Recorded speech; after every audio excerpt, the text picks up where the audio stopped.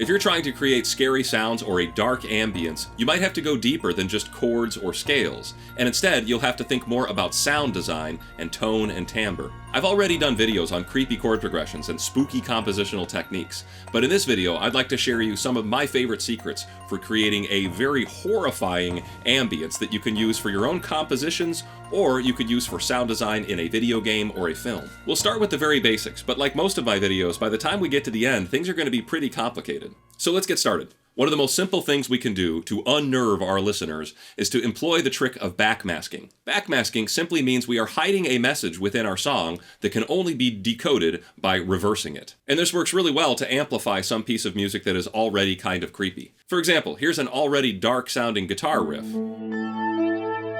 But then suddenly we hear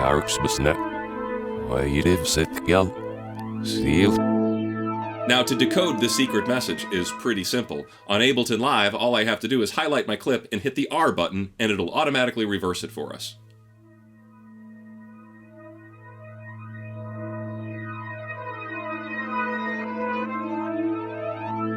Please like this video and subscribe. Now, two things I'd like to bring up. First off, the music on its own sounds really scary in reverse, and this is kind of a common thing that most things will sound creepy when you reverse them. But the other thing I'd like to comment on is how common this is and how long people have been doing it. Back in the day, you'd have to actually record on a piece of tape and then flip that tape around and then bounce that to audio to get reversed audio tracks. Then, if somebody at home wanted to decode that audio and decipher your message, they'd have to physically spin the record around the other way, possibly risking damage to their record and their equipment. But this technique was employed heavily by bands like ELO and the Beatles and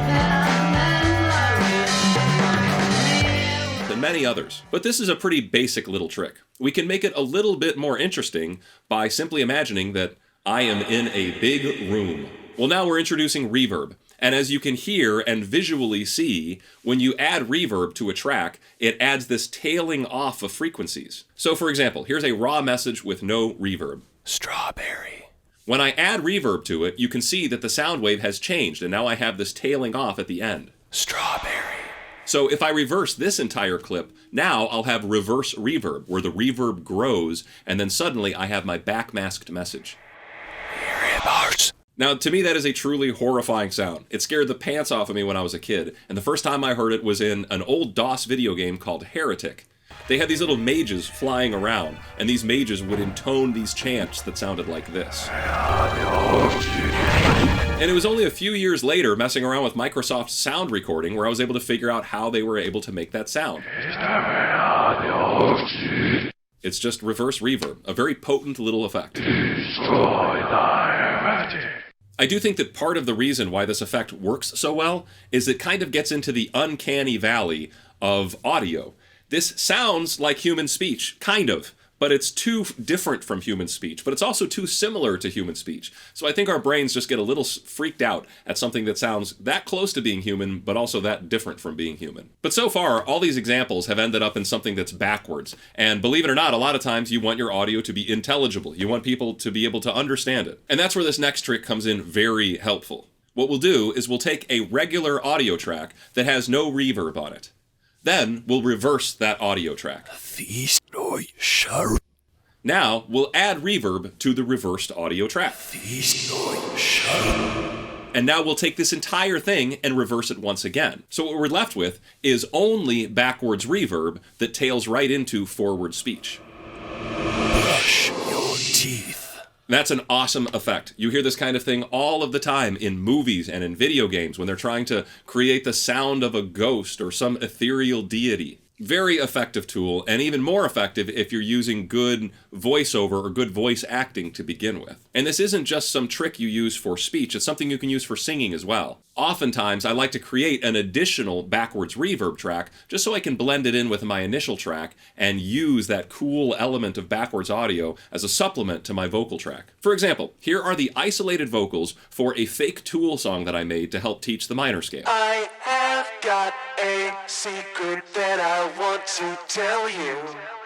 If you promise not to tell nobody else. I created one of those backwards reverb tracks just as I demonstrated here, but instead of keeping the whole track intact, I chopped out most of it and only kept little parts, and that way it would kind of just enhance and fade in those moments where I wanted it to. I have got a secret that I want to tell you. If you promise. And it's not just for the voice. You can do this thing on the guitar or the piano. In my song Pascal's Prison, I used a single piano note with a lot of reverb on it. Then reversed that and once again blended it in at the right spots to help enhance my normal piano line.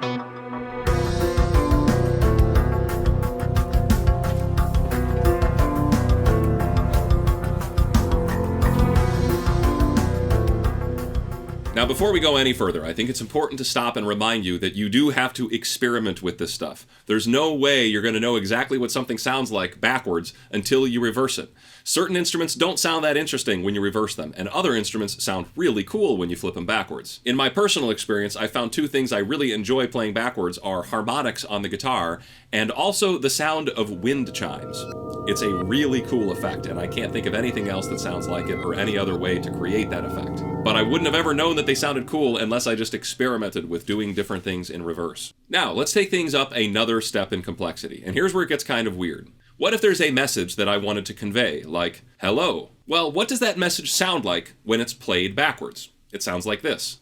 Hola. So what if I try to emulate that the best that I can? Hola, hola, hola, hola. It sounds pretty stupid, sounds pretty weird. But if I reverse that, it should sound like I'm saying the correct word, but it should have all those weird distortions of backward speech. Hello. Now this technique is the same one that I used at the beginning of this video, and it is the technique that is heavily employed by David Lynch in his film series Twin Peaks. I am the arm, and I sound like this. Now let's take a little break from the backward stuff. Instead of just flipping things backwards, what if we slow them way down?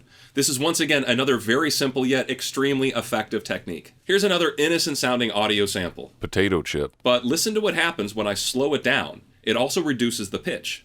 And if I slow it way down, I'm left with this sound.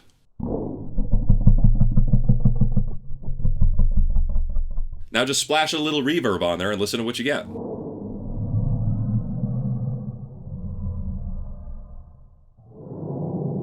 Now I'm doing this just by using Ableton's repitch function, but you can take this to extremes by using Paul Stretch. Very fun little piece of software that can help turn any sound into either something ambient and beautiful or horrifying and ugly. But what's important to remember here is that if you take something and play it at half speed, it will now sound an octave lower. So to cap things off, let's try to take all of these concepts and apply them all at once. What if I was writing a song and this was the melody? Well,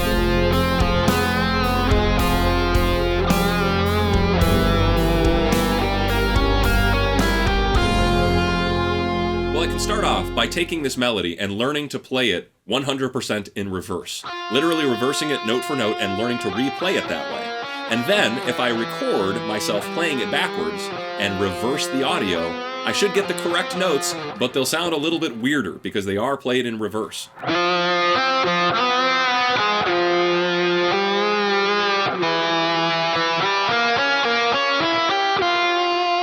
Now, why don't I just learn to play this an octave higher and twice as fast? That way, if I play that recording at half speed, it'll end up at the right octave, and it'll be at the right speed.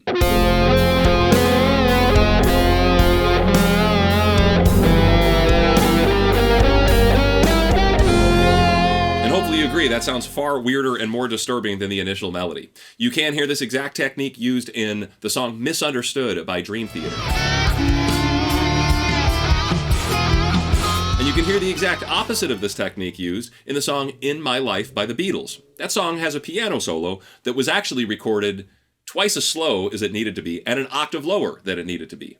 That meant once they sped it up at twice the speed, it would be in the correct octave and at the correct speed, and it gives it that piano solo such a unique little sound there.